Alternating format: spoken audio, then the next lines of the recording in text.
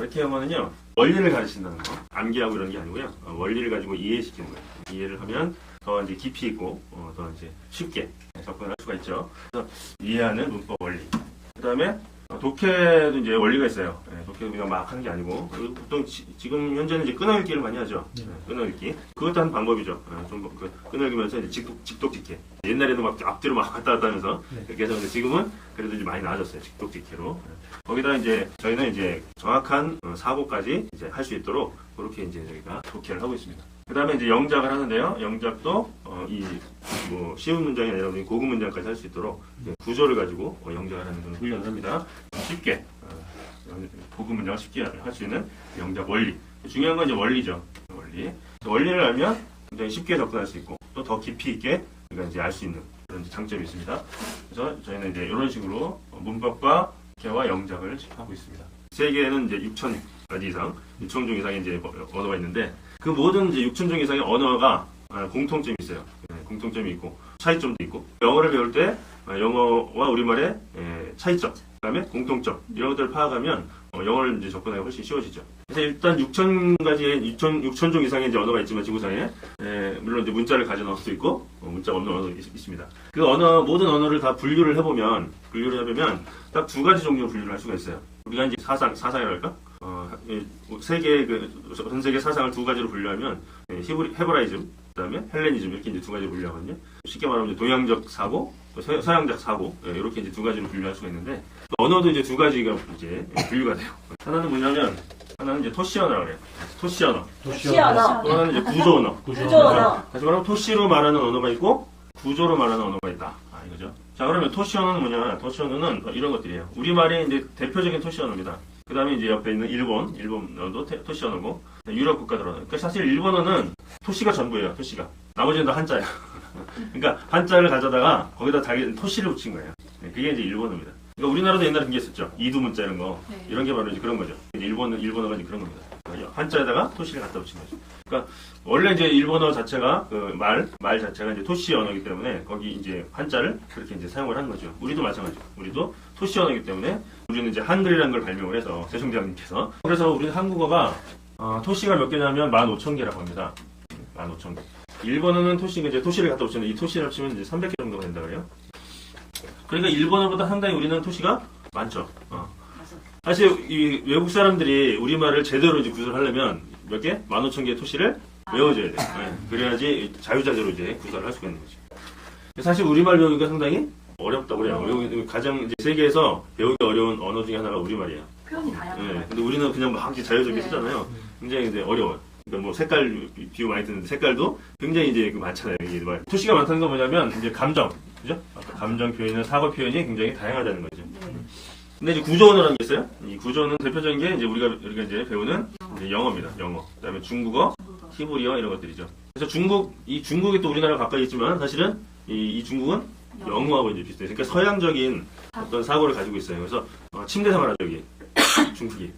우리는 온돌이지만 중국은 침대 생활하잖아요. 이 서양적인 생활을 하고 있죠. 그래서 영어와 중국어가 이제 언어가 비슷해요. 언어가 워 아이 니 이건 뭐야? 나는 너를 사랑하는데 주어 동사, 목적어잖아요. 이 영어도 똑같죠. I love you 똑같죠. 구조가. 이 구조가 똑같아요. 그래서 중국 사람들이 영어를 배우기가 쉬워요. 잘 하더라고요. 그렇죠. 그래서 같은 이제 그 구조 언어에 있는 이 구조 언어 그 문화에 있는 사람들은 서로 언어를 배우기가 쉬워요. 그래서 유럽이나 이런 사람들은 다 언어를 몇 개씩 하잖아요. 그죠? 비슷하기 때문에 배우기가 쉽다는 거죠. 근데 우리말은 토시로 말하기 때문에 이게 어려워요. 구조라는 언어 자체를 이해를 못하는 거예요. 그렇기 때문에 어려운 거죠. 그동안 우리가 구조라는 것을 사실은 생각을 안 해왔어요. 이 토시안에 해당하는 언어들이 있고, 동양권은 거의 다 토시인 것 같아요. 제가 전에 태국 분이 한번 왔는데, 그분한테 물어봤더니, 거기도 토시언어라고 하더라고요. 토시가 있대요. 그러니까, 토시로 말하는 언어들이 있고, 구조로 말하는 언어들이 있다. 두 가지로 다 분류가 된다는 거죠. 그래서, 한국어를 잘 하려면 어떻게 돼요? 뭘 해야 돼요, 먼저? 토시를, 이 15,000개의 토시를 알아야 돼요. 하나님은 당신을 사랑하시는 이게 단어잖아요. 사랑하다라는 단어죠, 원래는. 사랑하다라는 단어가 이제 바뀐 거예요, 이것도. 뒤에 십니다도 이것도 토시입니다. 동사에 붙은 토시죠. 다시 말하면 은이나, 을이나, 십니다. 이런 것들이 다 토시예요.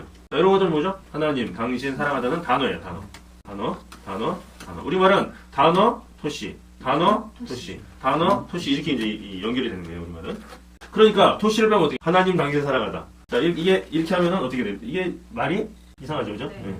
하나님은 당신을 사랑하는 건지, 하나님을 당신이 사랑하는 건지, 그거 모르죠. 네. 토시가 우리말은 굉장히 중요한 거예요, 이 토시. 그래서 토시를 모르면 언어를 할 수가 없습니다, 사실은. 이 단어보다 중요한 건 토시예요. 그러면 구조원에 중요한 건 뭐죠? 당연히 구조죠. 네. 그러니까 구조원을 제대로 영어를 제대로 하려면 뭘 알아야 돼요? 구조를 먼저 제대로 알아야 된다 이거죠. 네. 근데 우리는 이 구조를 모르고 그냥 영어를 무조건 배우니까 영어가 어렵다 이렇게 느끼는 거죠. 실제로 영어 구조는요. 여기는 이제 우리가 하겠지만 구조 원리에서 24개예요. 그러니까 영어 구조는 총 이제 따져봤더니 뭐 80개를 보는 사람도 있고요. 네. 어떤 사람들은 혼비나 이런 사전에 보면 뒤에 이제 나와요. 우리가 5형식 많이 배우죠? 네. 5형식. 그러니까 5형식으로 따지는 사람도 있고. 그런데 이제 5형식은 조금 부족하고요. 이거를 이제 조금 더 이제 확장하면 어떤 사람은 80개까지 보지만 저희는 이제 24개로 보는 거예요. 네, 24개. 하여튼 80개든 24개든 15,000개보다는 적죠. 네, 일본어보다도 적어요. 훨씬 적죠. 그러면 근데 왜 우리는 이 15,000개의 토시를 자유로 구사하면서도 영어의 이 구조, 24개 구조, 이 24개밖에 안 되는데 영어를 왜 어려워할까요? 원인은 단순해요. 머리가 토시 언어의 이 사고를 가지고 있기 때문에 이 구조로 바뀌기가 힘들다는 거죠. 네. 그리고 우리가 그동안 구조를 배우지 않았기 때문에. 네. 다시 말하면 구조를 물론 토시로 이해를 하고 했다는 거예요, 우리가. 네. 그러니까 영어가 어렵다 이렇게 느껴지는 거예요. 예를 들어서 사랑하다가 했는데 우리가 이 사랑하다를 여러 가지로 이제 토시를 붙일 수 있겠죠. 사랑하기, 사랑함, 사랑하는, 그죠? 또 사랑할, 네. 사랑하기 때문에, 네. 사랑하기 위해서, 사랑한다면, 뭐 여러 가지로 바꿀 수 있겠죠, 토시를. 또 우리말은 사랑하라는 이제 이 어근이라고 그러는데 여기다가 이런 토시를 붙여서 이제 말을 확장을 시켜 나간다는 거예요. 그러면 영어는 어떻게 할까요? 영어는 러브잖아요, 사랑하다가. 그럼 뭘 붙일까요, 영어는? 러브기? 러브는? 러브기 때문에 뒤에다 붙이지 않죠. 네, 영어는 뭘 붙이냐? to를 붙여요. 이 to를 붙이면 이게 의미가 다 돼요. 네. 이게 어떤 때는 사랑하기도 되고, 사랑할도 되고, 사랑하기 때문에도 되고, 사랑하기 위해서도 되고, 사랑한다면도 돼요, 이게. 네.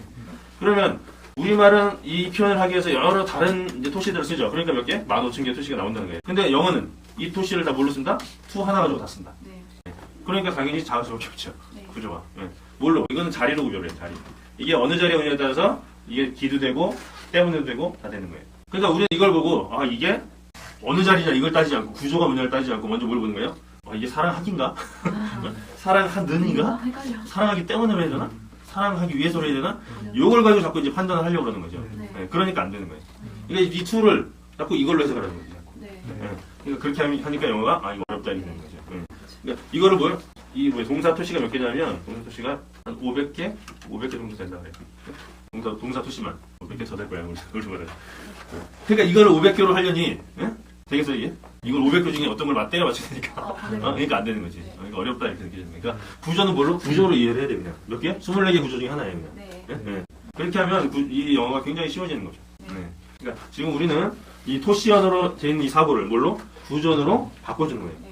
이 영어는 지금 아르키 영어는 그러니까 그렇게 하면 이제 영어가 쉽게 접근할 수 있다. God loves you 이렇게 돼 있는데 이게 동사잖아요, 그죠? 동사. 그러니까 이게 주어라 그러죠 우리가. 이거는 목적어라 그러죠. 그럼 이게 주어인지 다시 말하면 이게 하나님은 이렇게 해야 될지 아니면 하나님 을이라고 해야 될지 이걸 어떻게 알아요? 이거를 너는 너를 이걸 어떻게 알아요? 자리라는 거죠. 동사를 중심으로 동사 앞에는 주어. 동사 뒤는 목적어. 그럼 마찬가지로 to love가 이 앞에 있으면 동사 앞에 있으면 주어예요. 이게 뒤에 있으면 목적어예요. 그죠? 그거예요. 결국. 이게 어느 자리에 오냐에 따라서 이게 달라지는 거죠. 그걸 이해하시면 돼요. 자, 그럼 토시언어와 구조언어의 차이. 다시 말하면 영어와 우리말의 차이부터 이제 들어가는 거예요. 그 차이를 알아야 더 접근하기가 쉬워집니다. 차이를 알아야. 차이를 모르면 남자와 여자의 차이를 모르면 사람 다르잖아요. 근데 똑같이 생각하고 이제 대하면 어떻게 돼? 싸움 나는 거예요. 그렇지. 상대방에 맞춰줘야 되는데 내 중심으로 생각을 하게 되니까 마찬가지입니다. 우리가 영어를 대할 때 우리 토시 언어로 대하니까 안 되는 거예요. 그러니까 차이점을 알아야 돼요. 구조언어가 뭔지 차이점을 알고 구조언어에 맞춰서 우리가 이제 대해줘야 된다는 거예요. 자, 그러면 우리말은 개가 고양이를 물었다 이런 표현입니다. 근데 영어로는 어떻게 해요? The beat the cat. beat가 이제 bite의 과거입니다. 물다, 물었다. 자, 그럼 여기 가가 있고 르이 있어요. 물론 어따가 이제 토시로 합니다. 과거시제 토시죠. 어쨌든 이제 명사에 붙은 거 한번 볼게요. 가가 이제 토시고 르이 토시예요. 자, 그럼 우리말은 이 단어, 개라는 단어와 고양이라는 단어가 있고 여기에 토시를 붙여서 말한다고 했습니다. 그러면 이 가라는 토시는 뭐예요? 주어를 나타낸다는 이게 주격 토시라고 해요. 주격 토시. 주격 토시. 그러니까 주어에 자격을 준다 이거예요. 네? 주격 토시. 자, 을은 이거는 목적어를 나타내는 목적격 토시 이렇게 얘기하는 거죠. 네. 그래서 우리말은 이게 주어인지 목적어인지 이것만 보면 알 수 있어요. 아, 가가 붙으면 얘는 주어. 을이 붙으면 얘는 목적어. 이거 알 수 있죠. 근데 영어 같은 경우는 이 도구만 보고 이게 주어인지 목적어인지 알 수가 없어요. 이것만 보고는 알 수가 없어요. 왜? 여기는 을이 붙지 않기 때문에. 어떻게 한다고요? 동사, 그렇죠. 동사 중심으로. 앞에 있으면 주어, 뒤에 있으면 목적어. 이거예요. 자, 그러면 걔는 그대로 놨습니다. 자리를 그대로 뒀어요. 근데 가를 바꿨어요. 이렇게. 토시를 바꿨어요. 토시를. 자, 토시를 바꾸니까 어떻게 돼요? 의미가? 이 의미가 반대가 됐다는 상황이 달라졌다는 거예요. 이거는 이제 개가 고양이를 물은 거고, 얘는 이 개를 고양이가 물은 거죠. 이렇게 반대 상황이죠. 네. 그러니까 다시 말하면 단어는 그대로 토시만 바꾸니까 의미가 달라져요. 네. 근데 영어 같은 경우는 토시가 없잖아요. 네. 그러니까 토시를 바꿀 수가 없죠. 네. 그러니까 어떻게 해요? 단어 자체를 바꿔주는 거죠. 네. 의미. 그러니까 그러면 이제 요 의미가 되는 거죠. 구조라는 얘기예요. 구조를 바꿔줬다 이거예요. 네. 구조. 근데 우리말은 토시죠. 토시만 바꿨죠. 네. 요게 이제 구조어와 토시안의 차이죠. 이제 다시 이제 분장을 또 다르게 했습니다. 고양이가 개에게 물렸다. 자, 이거는 이 의미는 어떤 의미와 같을까요? 1번, 2번. 1번. 그렇죠. 1번이죠. 요 의미죠, 그죠? 다시 개가 고양이를 물은 거죠. 이 고양이는 개에게 물린 거죠, 그죠? 이걸 우리가 능동이라고 하고 이걸 수동이라고 하죠. 자, 그러면 능동과 수동은 왜 생기느냐? 네. 우리가 이제 그 중학교 때나 고등학교 때 능동을 수동으로 바꾸고 수동을 능동으로 바꾸고 이런 훈련을 많이 하는데 그냥 표현을 더 다양하게 하기 위해서 이렇게 하는 거냐? 그건 아니라는 거예요. 네. 하는 이유가 있어요. 왜 수동이 필요하냐? 이 이유가 있단 말이에요. 자, 그러면 여기서는 지금 주어가 뭐예요? 개가 주어죠. 네. 여기서는 주어가 뭐예요? 고양이가 주어잖아요. 네. 주어라는 건 뭐예요? 행동의 주체죠. 네. 이게 중요한 단어라는 거예요. 주어 자리에 있다는 것은 중요한 단어라는 거예요. 영어도 마찬가지예요. 영어도 뭐가 먼저 나와요? 주어가 먼저 나오죠. 주어, 동사, 목적어잖아요. 주어가 먼저 나오는 것은 중요하다는 거예요. 주어가. 왜? 행동의 주체이기 때문에. 네. 네. 그러면 여기는 뭐가 중요한 거예요? 이 문장은. 그렇죠. 개가 중요한 거죠. 네. 이 문장에서는. 그럼 이 문장에서 뭐가 중요해요? 그렇지. 고양이가 중요한 거지. 네. 다시 말하면 이게 화자 입장에서 화자가 문장을 사용할 때 이 문장을 썼다는 게 뭘 중요하게 생각했다? 개를 중요하게 생각했다는 거고. 이 문장, 수동태 문장을 썼다는 것은 고양이를 중요하게 생각했다는 거예요. 네. 그러니까 이 문장은 사실은 같은 게 아니에요. 네. 의미는 같죠. 네? 의미는. 개가 고양이 문 그 상황 의미는 같은데 표현이 다르다는 것은 뭐예요? 화자의 사고가 다르다 이거죠. 화자의 사고. 다시 말하면 쉽게 말하면 이거죠. 이 문장은 누가 주인이에요? 개의 주인이지. 개의 주인이에요. 얘는. 왜? 개가 중요하니까. 네. 이 문장은 이거는 고양이가 이제 중요하니까 고양이 주인이 될 수 있죠. 그죠? 네. 물론 실제로 그렇다는 얘기는 아니에요. 그럴 가능성이 많다는 거지. 왜? 이건 개가 중요하고 고양이가 중요하니까. 그 차이입니다. 그래서 이게 능동이 수동으로 바뀌었잖아요. 그죠? 그러면 이때는 개가 중요한 거고, 이 문장은. 네. 이때는 고양이가 중요하다는 거죠. 자, 그래서 이 뒤에는 뭐예요? 생략해도 상관없어요. 네. 말할 때, 이거는 생략해도 상관이 없다. 고양이 주인이니까. 이 개는 나한테 중요하지 않잖아. 야, 우리 고양이가 물렸어. 이거지. 야, 우리 고양이가 물렸어. 이게 중요한 거죠. 이게 개인지 아닌지 상관이 없어. 그래서 이게 생략이 많이 돼요. 뭐 일반인일 때 뭐 생략이 많이 된다 그러는데 사실은 중요하지 않아요. 이 화자 입장에서는. 네. 뒤에는 이제 부사죠, 부사. 이거는 별 이제 중요하지 않다는 거죠. 그러니까 뺄 수도 있는 거죠. 그러니까 이거는 사명시이고 이건 뭐 이형시이고 이렇게 바뀌는 거죠, 사실은. 아, 그러네요. 그래서 우리가 이 시험 때문에 사실은 영어가 망쳤어요. 시험에는 뭐야? 맞냐? 틀리냐? 요거만 따지잖아요. 사실은 언어는 맞고 틀리는 건 없어요. 맞고 틀리는 게 없고 단지 뭐예요? 그 상황에 적절하냐? 요 차이지 이 맞고 틀리는 게 없습니다. 어떤 상황에 따라서 이게 맞을 수도 있고 틀릴 수도 있는 거예요. How are you라는 How are you? Fine, thank you, and you. 이거잖아 이거. 그러니까 이게 인사말로는 맞아. 근데 이제 길 가다가 나한테 1000만 원 꼬간 놈이 발견했어. 1000만 원 꼬가고 이제 친구를 발견했어. 딱 만났어. How are you? 이건 뭐예요? 너 잘 지내냐? 이 얘기 아니죠? 그렇지. 너 잘 먹었다. 너 어떻게 내 돈 떼고 잘 지내냐? 이런 뜻이지. 이때는 그지? 내 돈 떼고 잘 지내냐? 이런 얘기지 지금. 그러니까 그게 이제 다른 거예요 사실은. 상황에 따라서 이게 완전 의미가 달라지는 거지. 자, 고양이. 우리말은 뭐야? 토시를 바꾸면 의미가 달라지지만 영어는 구조를 바꾸면. 그래서 우리말은 뭐야? 토시가 중요해요. 영어는 구조가 중요해요. 근데 자꾸 토시를 붙여서 이해를 하려고 하니까 이제 안 되는 거예요. 자, 그러면 의미는 같지만 사고는 다르다. 쉽게 이제 이런 얘기 들었어요.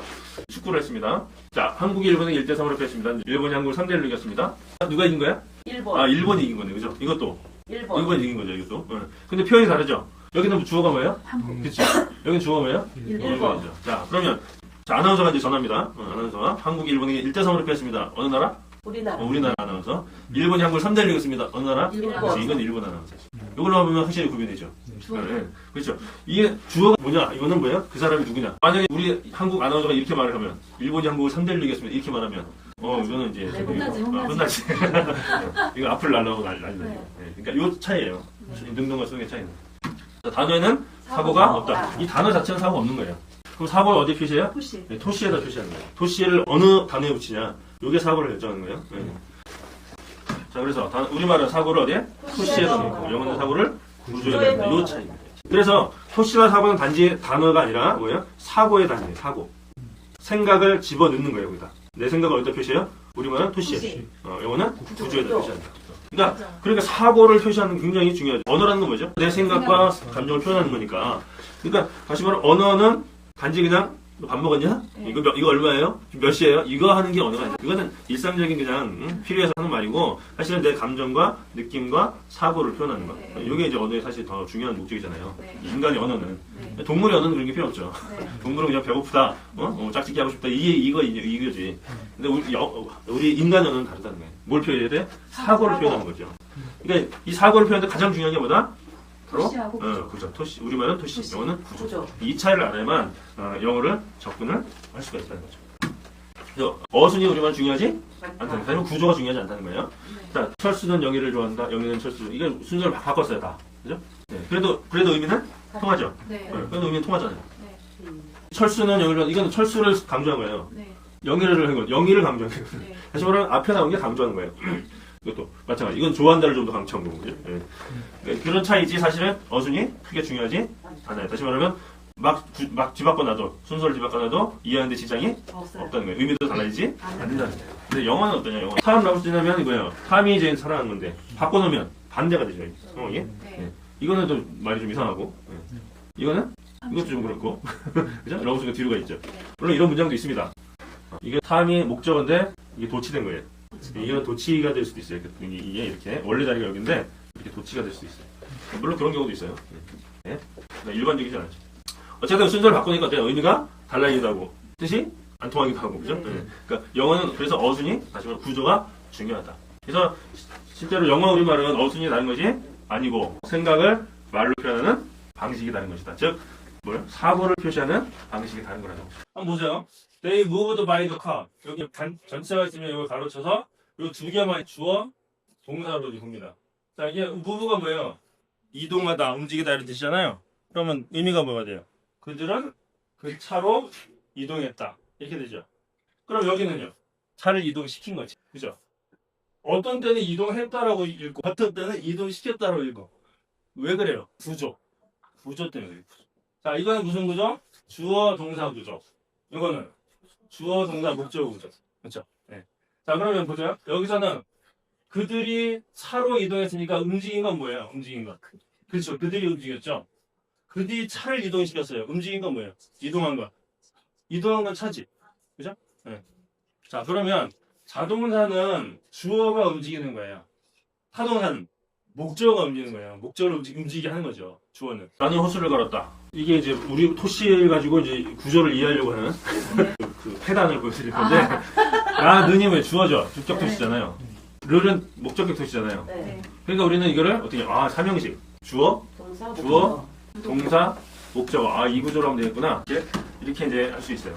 나는 호수를 걸었다. 이렇게 할 수 있죠. 네. 자, 그럼 한번 생각해보세요. 아까 이제 그 사고를. 그러니까 자동사, 타동사를 구별할 때. 자, 삼형식. 다시 말하면 이게 타동사죠, 이게. 네. 타동사 할 때는 뭐가 움직인다 그랬죠? 목적어. 목적어가 움직인다 그랬죠? 그럼 여기서 걷는 건 뭐예요? 이게 목적어잖아요. 이게 걷는 거예요, 그러면. 자, 그러면 나는 호수를 걷게 했다. 그렇죠. 걷게 했다가 돼, 이거는. 호수를 걷게 한 거예요, 이거는. 내가 그런 게 아니고. 자, 그러면 호수가 아니라 내가 걸으려면 어떻게 돼요? 이거를 자동사로 만들어줘야겠죠? 그럼 어떻게 돼요? 여기다가 이제 전치사를 넣어줘야겠죠? 그렇죠? 그 호수를 걸었다는 얘기면 호수 주변을 걸었겠죠? 네네. 주변. 어라운드나 그런 거 되겠죠? 아니면 바이나 옆에서 걸었다든가 이런 거. 그래서 어라운드나 이런 것들로 주어 동사꼴이 돼가지고 이게 이제 내가 걸게 되는 거죠. 네. 자, 그러니까 워크라는 동사도 사실은 이게 여기서 타동사, 이거는 자동사. 네. 이렇게 두 개로 쓰이는 거죠. 네? 자, 그러니까 이것처럼 워크라는 동사가 타동사로 쓰이면 이렇게 되는 거예요. 나는 나의 개를 걷게 했다는 거죠. 이건 뭐야? 산책시키다는 뜻이에요. 산책시키다. 나는 내 개를 산책시켰다. 여기는 이건 내가 걸은 거고. 네. 그러니까 내가 걸은 게 중요한 거지, 이거는. 네. 네. 여기는 이건 개가 중요한 거란 말이야. 내 개를 산책시켰다는 게 중요한 거야. 네. 여기는 나의 개와 함께 걸었다. 이거 내가 걸은 거. 네. 이걸 얘기하는 거. 그러니까 그 차이입니다. 그러니까 워크는 이렇게 삼형식 못 쓴다. 다시 말하면 타동사가 안 된다. 이게 틀린 말이거든요. 워크도 타동사가 있어요. 이게 사전 찾아보시면. 그 사전을 볼 때 우리가 이제 사전 이제 단어를 찾을 때 표제어만 봐. 1번, 2번, 3번 요 정도만 본단 말이에요. 네, 그러니까 안 되는 거예요. 사전을 찾으시면 일단 다 보셔야 돼. 네? 전체를 다 보셔야 돼. 워크 찾으시면 한 20개 뜻이 나오는데 그 20개 뜻을 다 보셔야 돼요. 그러면 거기에 타동사로 산책시키다가 있어요. 나에게 걸었다. 나에게를 걷게 했다. 산책시켰다. 자, 이것도 마찬가지. 다시 말하면 자동사, 타동사 단순히 모양이 바뀐 게 아니고 사고가 달라졌다는 걸 보여주는 거예요. 여기는 believe in이 있죠. 네. 우리는 이걸 수거로 외우잖아요. 빌리기. 못못을 믿다 이렇게. 네. 그럼 이건 뭐야 이거는? 이것도 믿다거든요. 믿다죠. 그럼 이거를 못못을 믿다로 해석하면 어떻게 돼? 나는 예수님을 믿었다가 되자. 네. 이것도 나는 예수님을 믿는다가 돼. 그러면 차이가 없죠. 네. 그럼 in을 쓴 이유가 뭐야 도대체? in을 뭐하러 썼냐 이거예요 이제. 이런 문장도 있고 이런 문장도 있습니다. 두 개 문장이 있는데 뭐가 다르다? 사고가 다르다. 다시 말하면 여기는 원래는 이거죠. 네. 이렇게 묻는 게 아니고 그렇죠. 원래는 이거예요. 이거지. 그렇죠. 그러니까 나는 믿는데 예수님 안에서 믿는 거예요. 네. 이제 직역을 하면 네. 예수님 안에 믿는. 이거 뭐예요? 예수님 안에서 믿는다는 얘기는. 전 있겠죠. 그렇죠. 예수님이 있고 예수님이 있잖아요 이렇게. 그러면 내가 어떻게 예수님 안에 있는 거야 이렇게. 그럼 나의 전 인격을 믿는다는 뜻이에요 이게. 그래서 이게 신앙적인 믿음, 종교적인 믿음, 인격적인 믿음 이렇게 얘기를 해요. 사전에도 이렇게 나와 있어요. 네. 근데 왜 그런지 설명을 안 한 거지. 왜 그러면 인 때문에 그런 거야, 인 때문에. 인. 그러니까 인이라는 것은 무시하고 무시하고 이거 그냥 못못을 믿다 이렇게 해버리는 거죠. 그러니까 이거는 사실은 문법을 대하는, 단어를 대하는 태도가 이 언어학의 발달에 달라졌거든요. 네. 구조주의라는 게 있었어요, 구조주의. 이 언어학에 구조주의가 있었고, 네. 그 다음에 촌스키의 변형 생성 문법. 네. 네. 생성 문법. 이렇게 이제 발전을 해놨어요, 구조주의에서. 옛날에 이제 전통 문법이라고 해서 전통 문법이고, 그러니까 전통 문법, 구조주의, 생성문법 이렇게 발전을 했는데, 우리 사전에 있는 뜻은요, 여기서 나왔어요, 전통 문법에서. 사전에 뜻은, 사전에 그 어떤 현찬 그 방법이 있잖아요. 표제어 쓰고 1, 2, 3, 4 해가지고 이제 뜻을 딱 쓰잖아요. 네. 이게 전통 문법에서는 이런 식으로 분류를 했어요. 단어의 의미를. 네. 그런데 이게 인 같은 경우 전치사를 보니까 어때요? 전치사를 보니까 전치사. 의미가 굉장히 많잖아요. 네. 근데 사전에 있는 의미만으로 되는 게 아니거든요, 사실은. 의미가 굉장히 많이 바뀌어요. 동사하고 결합되면서 또 다른 명사하고 결합되면서 엄청나게 의미가 막 이제 바뀐다고요. 그 구조에서 보니까 너무 의미가 많아. 네. 왜 저기 결혼 안 하세요? 그러면 저는 세상의 모든 여자를 다 사랑합니다. 이 말은 뭐예요? 사랑하는 여자가 없다는 얘기지 사실은. 네. 그죠? 나는 사랑하는 여자가 없다 이 얘기예요. 그러니까 여기서 이제 그렇게 생각한 거야. 너무 뜻이 많아. 그러니까 의미가 없어 이거는. 그러니까 전치사는 의미가 없는 거야. 기능만 있는 거야, 기능. 구조주에서는 그렇게 봤어요. 이 구조 안에서 이 전치사는 의미가 별로 없어. 그러니까 이걸 어떻게 해? 그냥 못못을 믿다. 이런 기능으로 그냥 본 거지. 기능. 그냥 기능으로. 이제 기능으로 본 거예요. 구조주의. 이거를 생성문법도 마찬가지 기능으로 그냥 봤어요. 구조주의나 생성문법 다 전치사 같은 거는 별로 중요하지 않게 봤어요. 단어 하나하나의 의미는 중요하지 않던 거예요. 왜? 구조가 중요하지. 네. 지금 우리가 했잖아요, 이거. 네. 그게 구조주에서 나오고요. 단어 하나는 별로 중요하지 않다. 그냥 구조가 중요해. 근데 이게 현재 인지주의 문법이라서 인지문법. 요즘 계속 발전하고 있는 그런 이제 언어 분야입니다. 인지언어학, 인지문법인데요. 우리가 처음에 할 게 이제 인지원리잖아요. 네. 그래서 우리가 인지 그 원리부터 들어가는 거예요. 이거를 이해하지. 그래 그 다음에 이제 구조가 들어가는 거예요. 네. 그러니까 이거 이전에 이제 그 문법들 있잖아요. 이게 다 이제 이게 쌓여가지고 지금 이게 나온 거거든요. 네. 그러니까 인지문법도 들어가서 구조 들어가서 이렇게 나오는 거예요. 지금 우리는. 자, 인지문법에서 중요한 건 뭐냐면 단어예요. 네. 그동안 중요하게 생각하지 않았던 단어의 의미를 중요하게 생각하게 됐어요. 그래서 전치사에도 의미가 있다. 이걸 이제 발견하기 시작한 거죠. 그냥 여러 가지 그냥 뭐 수백 가지 의미가 있는 게 아니고 원형 의미가 있다는 거예요. 원형 의미, 이미지. 하나의 원형 의미에서 그 모든 것이 파생이 됐다는 거죠. 그게 인지 언어학이에요. 인지. 네. 지금 우리가 전치사 했잖아요. 그게 바로 인지 언어에서 나오는 거예요. 하나의 원형 의미를 이미지로 이제 정리를 한 거죠. 그러니까 여러분들이 그 문법책이나 뭐 이런 영어책이나 이런 것들 보실 때 그런 것들을 좀 이해하면서 보셔야 돼요. 이거는 구조주의 입장에서 이게 썼구나. 이건 전통 문법 입장에서 썼구나. 이거는 인지언어 입장이구나. 이것들을 구별을 하셔야 돼요. 그렇죠? 그러니까 우리가 예전에 이제 과거에 나온 기초 영문법 이런 거 있죠. 네. 기본 성문 영어. 이런 것들은 어디서 나왔어요? 전통 문법 이게. 네. 팔품사 구별하고 막 이렇게 한 거 있죠. 이게 다 전통 문법에서 나온 거예요. 요즘 나온 뒤집어본 영문 이런 게 나왔어요. 이게 이제 인지언어 관점에서 쓴 거예요. 이게 이제 원리를 좀 설명하려고 노력을 했습니다. 이런 것들이. 요즘 나오는 문법 책들 중에서 이런 책들이 좀 간혹 나옵니다. 이게 이제 인지언어를 반영하면서, 그 다음에 비밀은 전치사였다 이런 책들. 이게 아까 우리가 그린 전치사야 의미를 이렇게 이미지로 이제 설명을 한 책이에요. 이런 식으로. 그 다음에 동사도 마찬가지. 동사도 의미가 굉장히 많죠? 아까 go, 뭐, make, get 같은 동사 엄청나게 뜻이 많거든요? 이런 것들을 이렇게 이미지로 설명한 책들. 그러니까 이런 책들을 여러분들이 보셔야 돼요. 그래야지 좀 깊이 있게 영어 공부를 할 수 있어요. 그 다음에 우리말 분석 영어. 이거는 굉장히 오래된 책인데 지금은 안 나와요. 절판됐어요. 이게 구조주의. 구조로 이제 문장을 분석했죠? 우리가 영작할 때 이런 걸 쓸 거예요. 우리말 분석 영어로. 이거 이전에 나온 게 뭐냐면 유진, 구문론.